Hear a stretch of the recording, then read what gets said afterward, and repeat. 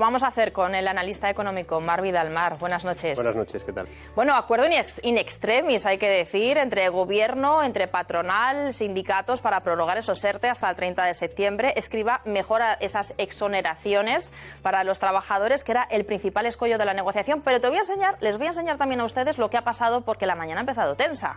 Primero con un baile de cifras, porque el Ministerio de Seguridad Social ha pasado de asegurar que hay 600.000 trabajadores en ERTE en España a 400.000, ha bajado unos 200.000 solamente en 15 días el gobierno, y después ha llegado ese fuerte enfrentamiento dialéctico entre gobierno y CEO. El ministro José Luis Escrivá ha alabado su propia oferta.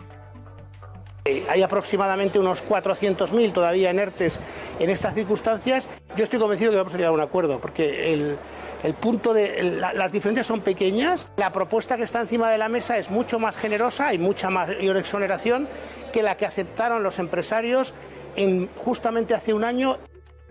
La COE le ha contestado y su presidente Andioro Garamendi ha sido tajante. El Ministerio de Seguridad Social parece que está en un laboratorio, pues yo qué sé, es que yo creo que está muy poco en la realidad. Pues Mar, ese es el titular, se prorrogan los ERTE hasta el 30 de septiembre, pero la pregunta es ¿hasta cuándo serán sostenibles? ¿Hasta cuándo el gobierno nos puede pagar esos 600.000 trabajadores con fondos del Estado? La cosa ya... A ver, lo primero es que... la irresponsabilidad de mantener esto hasta el último minuto de esta manera, cuando tenían que ponerse de acuerdo de un modo u otro, y lo plantean de un... O sea, se había quedado en una posición en la que el gobierno tenía que o darle portazo a los agentes sociales o le daba portazo a su ministerio. Suerte que medianamente han quedado así, pero el planteamiento de los ERTE ya está mal calculado desde el principio, porque el gobierno ya impuso o dijo que iban a costar 6.000 millones menos de lo que han costado en el 2020. Es decir, vamos en dinámica seguramente por encima de lo que ellos prevén. Eso los hace bastante insostenibles. Los hace insostenibles en el punto de vista de que todo lo que estamos lanzando a ese colchón social, a ese amortiguador social, está siendo ya analizado desde fuera, y nos dicen que cuidado porque se están ustedes excediendo en ese sentido. Los ERTE son un invento que se planteó para que duraran 15, 21 días, un mes en el mejor de los casos, ante una situación compleja, difícil, como la que hemos vivido, pero cuando un ERTE se traslada a un año o incluso más, yo creo sinceramente que aquellas empresas que en estos momentos son incapaces de incorporar a su personal, al que tenían contratado otra vez a trabajar, quiere decir que ya no van a mejorar su situación como empresa. Esa empresa, evidentemente, si es viable, todavía es viable, no va a necesitar esos empleados, y lo más probable es que la gran cantidad de estos ERTEs realmente son otra cosa. Y para explicarlo de forma sencilla, ¿en qué ha cedido el gobierno y en qué ha cedido patronal y sindicatos para que haya acuerdo esta misma noche? Exactamente, el problema estaba en las exoneraciones, ¿no? Y había ahí un conflicto importante porque para el gobierno las exoneraciones se tenían que aplicar, o por lo menos había que tener un incentivo sobre aquellas empresas que recuperaban a trabajadores del ERTE y los ponían a trabajar, y eso pues premiaba, digamos, a las empresas que estaban en mejor situación, porque por eso recuperaban, porque tenían otra vez demanda e incorporaban personas, y castigaba a las que todavía no podían hacerlo, no exonerando de una parte de esas cuotas, ¿no? Y realmente lo que han hecho ha sido buscar un punto intermedio en esas exoneraciones para que, por un lado, no sea lo que planteaba el gobierno y, por otro lado, no sea tampoco todo en condiciones como planteaba. Están entre 85 y 95%, jugando. Es una tabla bastante compleja de diferencias, también con el tipo de ERTE, porque sabemos que hay 3 tipos de ERTEs en estos momentos: el obligado, el de puntualidad, ¿no? el que afecta porque te cierran, digamos, administrativamente lo que tú haces. Dependiendo de todo eso hay diferentes exenciones, hay diferentes exoneraciones, pero más o menos lo que han buscado es un punto intermedio que lo podrían haber buscado hace unas semanas porque realmente han tenido a la gente pues en una situación compleja. Pero repito, los ERTE, el que está en ERTE en estos momentos, lo que sabe o empieza a percibir es que su empleo tal vez ya no existe donde él cree que estaba. Te pregunta Antonio. ¿Estás diciéndonos entonces que de estos 400.000, según el gobierno, que siguen todavía en ERTE, no van a ser readmitidos de nuevo por sus empresas porque no tienen posibilidad de recuperar el trabajo que tenían? O sea, tendrían que irse a un ERE entonces. Pasarían del ERTE al ERE, a un despido. Lo primero, la cifra, ¿no? O sea, sí. De 600 a 400 en una mañana es interesante, ¿no? Yo creo que se olvidó de contabilizar a los 126.000 que tienen una condición determinada, que es por causa administrativa.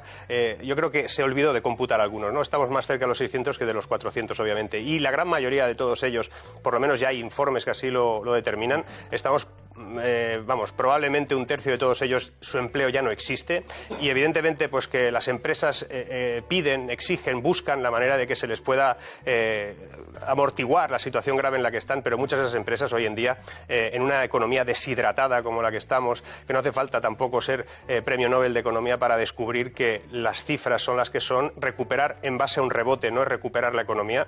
Recuerdo que esto lo vamos a vivir en los próximos meses. Vamos a hablar de comparativas absolutamente surrealistas con respecto a meses que estaba cerrada la economía. Se nos va a decir que crecíamos o que crecemos ahora de forma absolutamente despavorida, cuando eso no va a ser así. Realmente la economía todavía le quedará mucho camino por recorrer y lo que estaremos es en un rebote. Y un rebote no es recuperación. Cuando pase el verano iremos identificando cómo el turismo no ha sido capaz de abordar una situación en la que pierde 40 millones de turistas, que esa es la realidad. De 83 pasaremos a 40, 50, 60 como mucho, pero un 30% de tu mercado no va a venir. Y como no va a venir no lo vas a poder facturar. Y si no lo puedes facturar no vas a poder pagar a trabajadores para que hagan un servicio que no es necesario.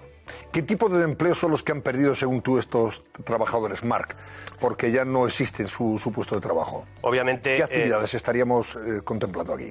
Obviamente el sector turístico, la hostelería, hay muchísimos pequeños restaurantes, bares que ya no abrirán, ¿no? Y no abrirán porque se hizo algo muy mal desde el principio, y es que se les exigió seguir pagando impuestos, se les exigió seguir cumpliendo con una serie de obligaciones. No se puso la economía a cero, que es lo que hacía el gobierno. El gobierno en un momento determinado lo hizo obviamente por razones sanitarias y porque estaba obligado a hacerlo así. Lo que puso es la economía a cero, pero no aquella economía de pagar, solamente la de no poder trabajar. Y tú cuando exiges a las empresas que no puedan, pues les creas un shock de oferta y a la vez el shock de demanda que vino después, pues evidentemente esas empresas difícilmente podían sobrevivir. Muchas pequeñas han cerrado, muchas ya no van a abrir obviamente, algunas están en estos momentos sufriendo todavía porque esas ayudas directas que nos prometieron en marzo siguen sin llegar, que es absolutamente impresentable que esas ayudas no han llegado todavía a ningún pequeño comercio, a ninguna pyme, que estén sufriendo todavía para pagar el alquiler y los tramos que tengan que pagar de sus impuestos de sociedades o lo que sea,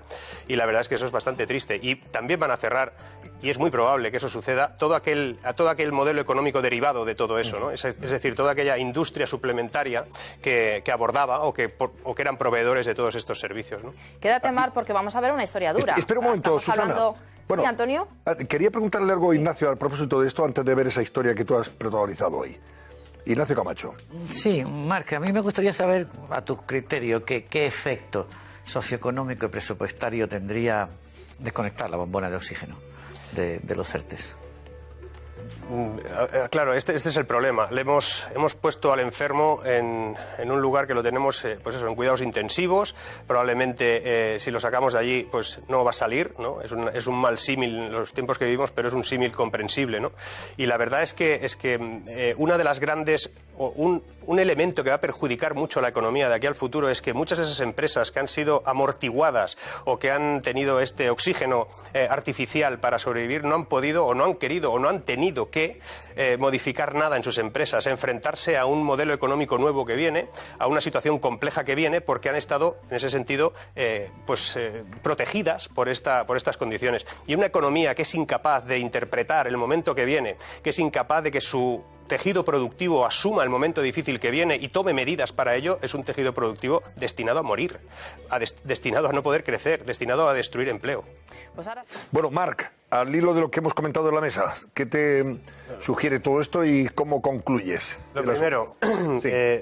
Una cosa es ser pesimista y otra es ser realista, básicamente porque yo prefiero que saber lo que me pasa, ¿no? Y tener conocimiento sobre lo que me pasa para tomar decisiones sobre lo que puedo hacer para que no me siga pasando, ¿no? Y prefiero que nadie me engañe, me amortigüe la realidad con escudos sociales, cosas por el estilo, ¿no?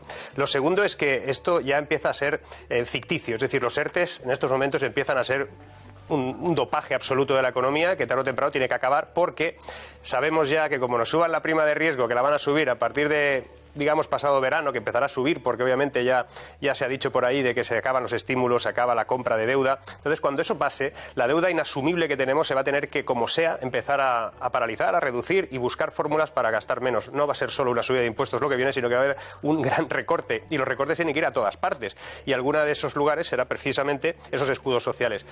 Cuando los ERTEs se desconecten, que se desconectarán o por obligación o por un curso inevitable de la propia economía, y es que las empresas dejen de existir, aquellas que tenían que contratar a los ERTES. Eso va a suceder tarde o temprano también. Nos encontraremos con la realidad económica de este país, y eso no es ser pesimista, es ser realista. Y para poder afrontar el futuro con garantías hay que ser realista, porque los fondos europeos, que aquí todo el mundo habla de los fondos europeos, dejadme que deje un detalle sobre esos fondos europeos. Los fondos europeos no son para esto, no son para esto, son para cambiar el modelo productivo de este país, que ya veremos si lo cambiamos. No son para ayudar a nadie. Los 3.400 millones que son solo para el turismo no son para ayudar al turismo actual, son para convertir ese turismo en un turismo del futuro. Entonces, cuando llegue ese dinero, ese rebote que todo el mundo espera gracias a ese dinero, no se va a producir por ese dinero, se producirá por otro motivo, pero ese no. Última pregunta, Mar, y te voy a pedir un vaticinio. ¿El 30 de septiembre será la última prórroga o nos iremos al 31 de diciembre como algunos expertos vaticinan? Sí, yo supongo que bueno, mientras puedan irlos alargando, los alargarán.